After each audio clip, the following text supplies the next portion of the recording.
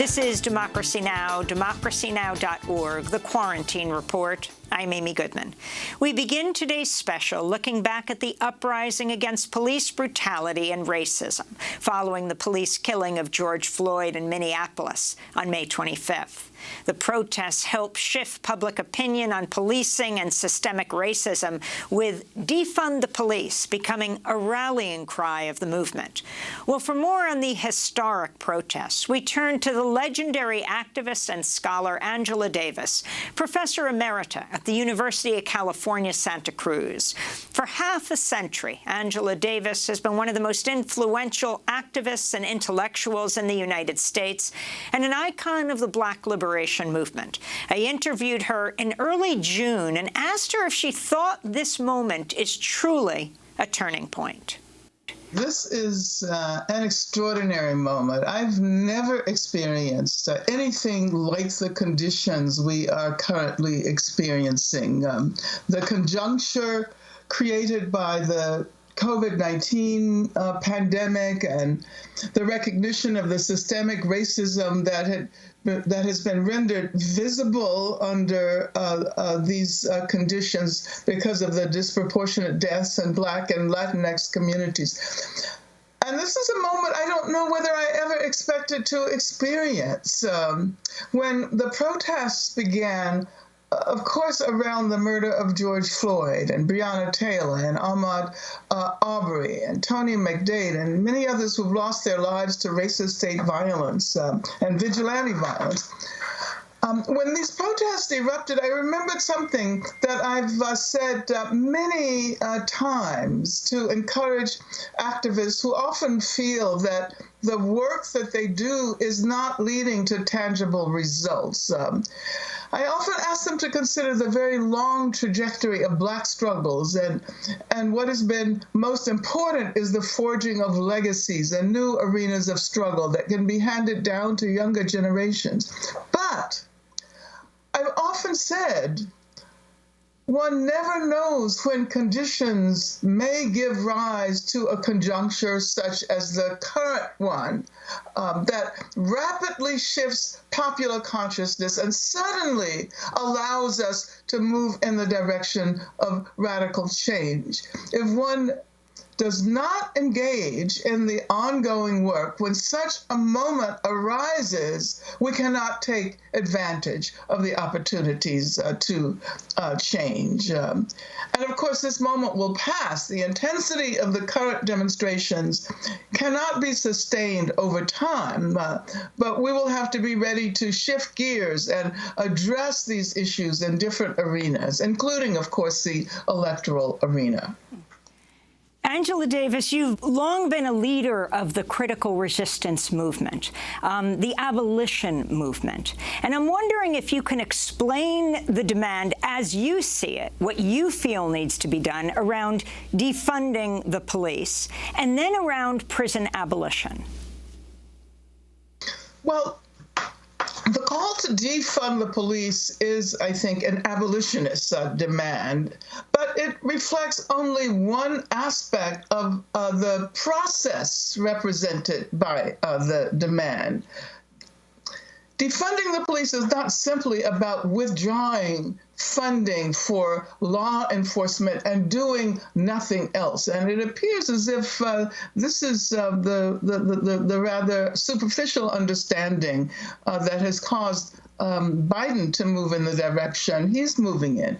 It's about shifting public funds to new services and new institutions, mental health counselors who can respond to people who are in crisis without arms. It's about shifting funding to education, to housing, to recreation. All of these things help to create security and safety.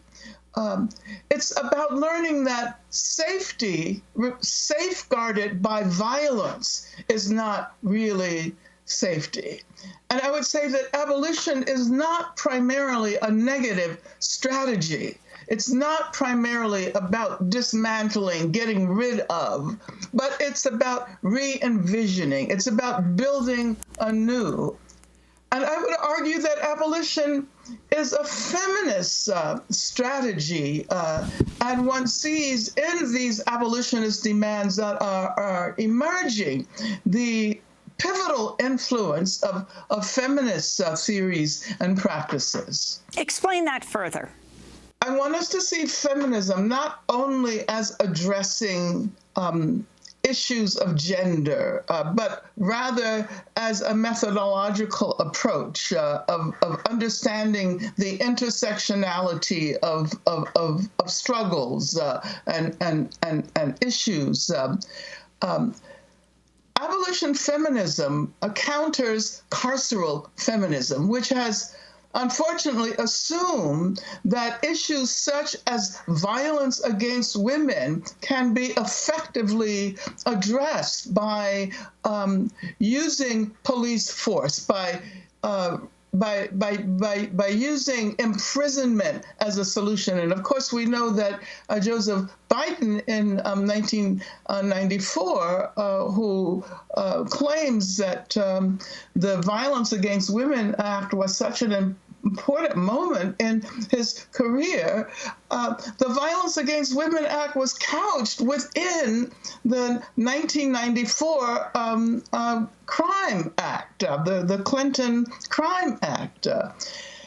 And what we're calling for is a process of decriminalization, not recognizing that that threats to safety, threats to security come not primarily from what is defined as crime, but rather from the failure of institutions in our country to address issues of health, issues of violence, education, etc. So abolition is really about rethinking the kind of future we want, the social future, the economic future, the political future.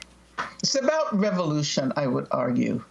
You write in Freedom is a Constant Struggle, neoliberal ideology drives us to focus on individuals, ourselves, individual victims, individual perpetrators. But how is it possible to solve the massive problem of racist state violence by calling upon individual police officers to bear the burden of that history and to assume that by prosecuting them, by exacting our revenge on them, we would have somehow made progress in eradicating racism? So explain what exactly you're demanding. Well, neoliberal logic assumes that the fundamental unit of society is the individual, and I would say the abstract individual. According to that logic, Black people can combat racism by pulling themselves up by their own individual bootstraps.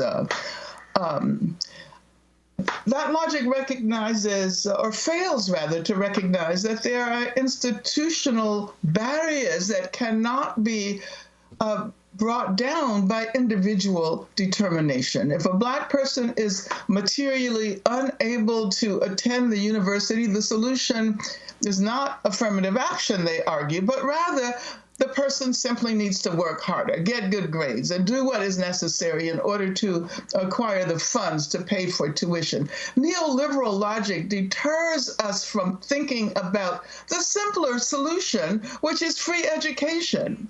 I'm thinking about the fact that we have been aware of the need for these institutional strategies at least since 1935, and of course before, but I'm choosing 1935 because that was the year when W.E.B. Du Bois published his journal, Black Reconstruction in America.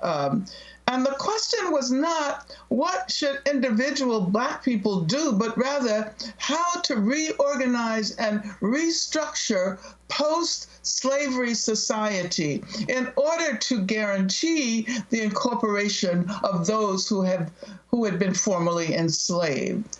The society could not remain the same, or should not have remained the same. Neoliberalism resists change at the individual level. It asks the individual to adapt to conditions of capitalism, to conditions of racism. I wanted to ask you, Angela Davis, about the monuments to racists, colonizers, Confederates that are continuing to fall across the United States and around the world. Did you think you would ever see this? You think about Bree Newsom after the horror at Mother Emanuel Church in Charleston, South Carolina, who shimmied up that flagpole on the grounds of the South Carolina legislature and took down the Confederate flag, and they put it right on back up. What about what we're seeing today? Well, of course, Bree Newsom was a wonderful pioneer, and I think it's important to link this trend to the campaign in South Africa, Rhodes Must Fall.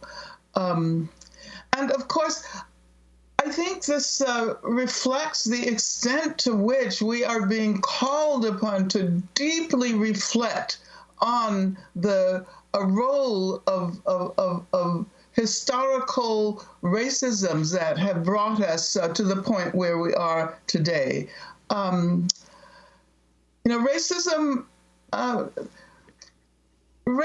should have been immediately confronted in the aftermath of the end of slavery. This is what Dr. Du Bois's analysis was all about. Not so much in terms of, well, what are we going to do about these poor people who have been enslaved so many generations, but rather, how can we reorganize our society in order to guarantee the incorporation of previously enslaved people? Now, the attention is being turned towards the symbols of slavery, the symbols of colonialism, and of course, any campaigns against racism in this country have to address, in the very first place, the conditions of indigenous people. I think it's important that we're seeing these demonstrations, but I think at the same time, we have to recognize that we cannot simply get rid of the history. We have to recognize the devastatingly negative role that history has played in charting the trajectory of the United States of America. And so I think that these assaults on statues represent an attempt to begin to think through what we have to do to bring down institutions and re-envision them, reorganize them, create new institutions that can attend to the needs of all people. When you talk about racism and capitalism, you often write and speak about how they are intimately connected and talk about a world that you envision. Yeah, racism is integrally linked to capitalism, and I think it's a mistake to assume that we can combat racism by leaving capitalism in place. As Cedric Robinson pointed out in his book, Black Marxism, capitalism is racial capitalism. And of course, to just say for a moment that Marx pointed out that what he called primitive accumulation, capital doesn't just appear from nowhere. The original capital was provided by the labor of slaves. The Industrial Revolution, which pivoted around the production of capital, was enabled by slave labor in the U.S. So I'm convinced that the ultimate eradication of racism is going to require us to move toward a more socialist organization of our economies, of our other institutions. I think we have a long way to go before we can begin to talk about an economic system that is not based on exploitation and on the super exploitation of Black people, Latinx people, and other racialized populations. But I do think that we now have the conceptual means to engage in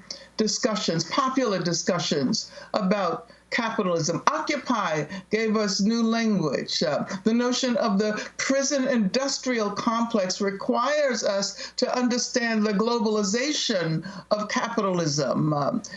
Anti-capitalist consciousness helps us to understand the predicament of immigrants who are barred from the U.S. by the wall that has been created by the current occupant. These conditions have been created by global capitalism. And I think this is a period during which we need to begin that process of popular education, which will allow people to understand the interconnections of racism, heteropatriarchy, capitalism. The legendary activist and scholar Angela Davis speaking in June. When we come back, we'll talk to Professors Cornel West and Keeanga Yamata Taylor.